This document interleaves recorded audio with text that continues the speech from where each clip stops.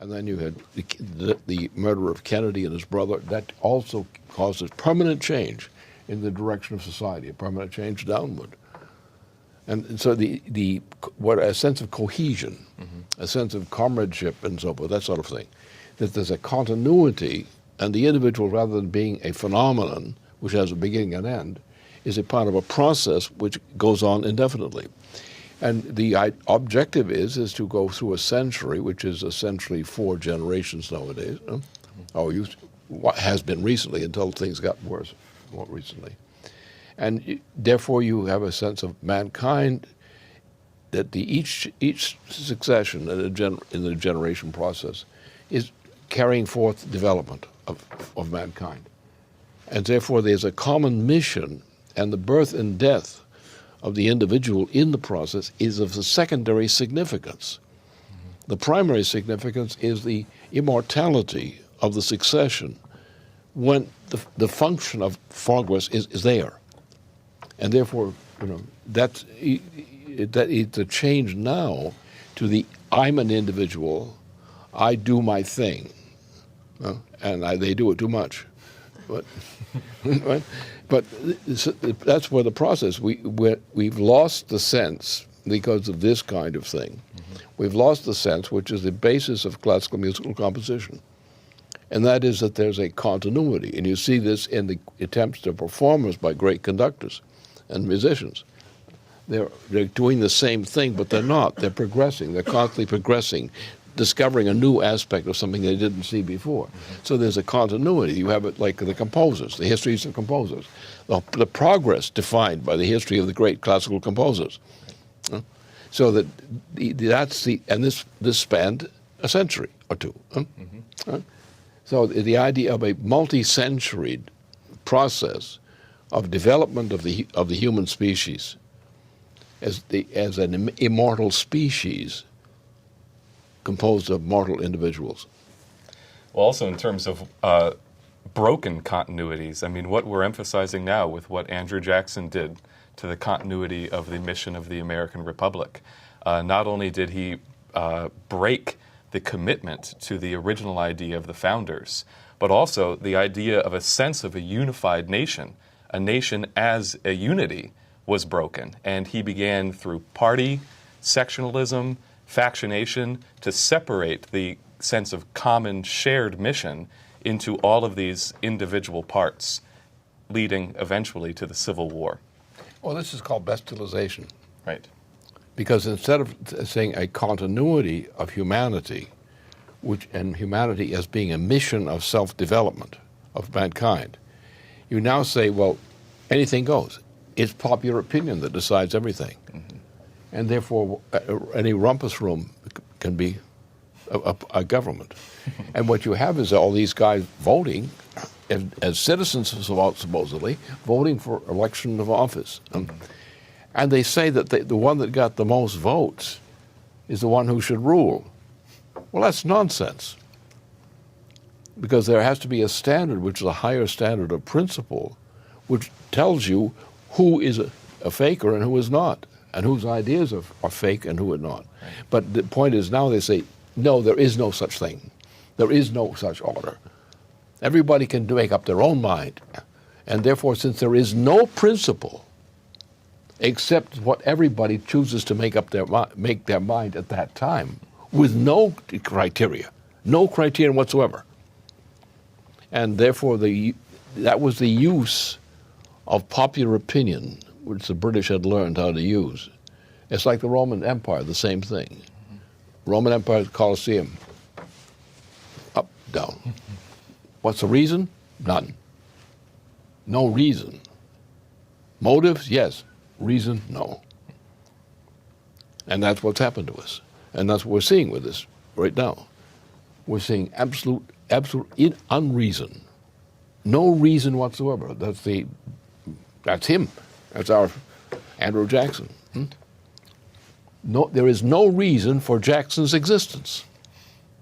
And there's no reason to miss him or to regret his passing. He's just garbage that was left on the streets and somebody has to clean it up. And that essentially is what has just happened when the election campaign just closed. There was no reason. It was just garbage. But the problem is the garbage hasn't been cleaned up. It's man's sense of participation in an immortal purpose. And that is truth. That is justice.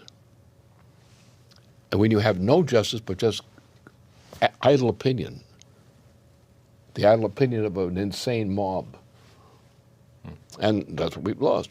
We gave into it. And that's what Jackson epitomizes. It's a fight, but I think if we can understand better from the cross relationship among some of these factors in human existence and solar system existence and so forth, we can deal with the problem. But we have to establish an idea of a special kind of rationality which must be used by mankind, which mankind must consult to make decisions. And it's like the progress of music. It must progress. And that's the only law. It must progress. It must do more. It must do better. Each generation must do better. We've overrun Earth. We're going to go into Mars now. Go beyond that and beyond that. The sun's going to get blown up, so what?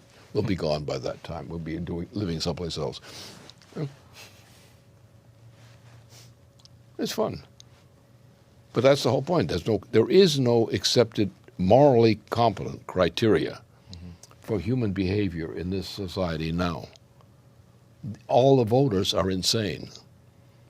Even if they have individually sane behavior on this and that and so forth, the whole system has no sanity to it. And what you had is this election, and the two Bushes beforehand and Daddy Bush before that were all rubbish. What they represent is insanity. Forget who is right and who's wrong on particular issues. That's not the point. The question is sanity, human sanity. Is that the thing that's controlling? Are we improving our ability to learn what the truth is? Not whether you happen to know it at one time or another. And one of the most intense experiences of being human, too, is being able to live Bach's immortality.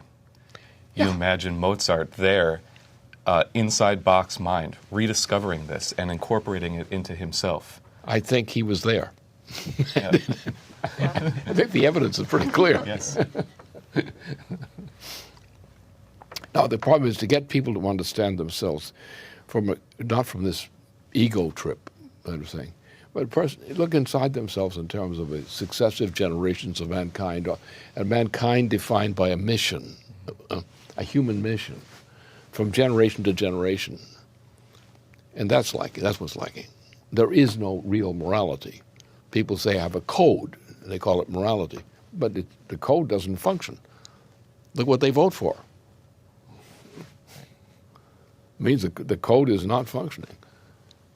The standard of what truth is and justice is not functioning. Yeah, I think people have to really see that this has been taken away from civilization intentionally. This kind of condition has been imposed upon civilization artificially by brute force throughout history. And I think we really need to fight to get people access to the fact that this perpetual progress you're discussing is our birthright. It's just this is exactly it. The Andrew Jackson case defines it all. Absolutely. That the evil that Andrew Jackson has always represented, but merely represented, because he was only a tool of that evil. And that is what's wrong with the United States. What's wrong then was wrong then, which was not dealt with properly before and afterward. That's the assassinations of our greatest leaders. And typifies that. No, this is a struggle we have to accept. And you cannot compromise with it. A compromise is inherently evil because it means irrationalism. And that's what compromise usually means, irrationalism. And that is not a good recipe. Now, if we can get people to begin to realize that the idea of classical musical composition, as the relationships were attested here today, right now with this meeting, that is what's needed. That is the standard of morality. That. And they've got to learn. They've got to take up the subject and learn what this is all about. What does this have to do with the succession of generations of human beings? Now, I'm satisfied that we've got the right track, but I'm not sure that we've got all the people running on the right tracks.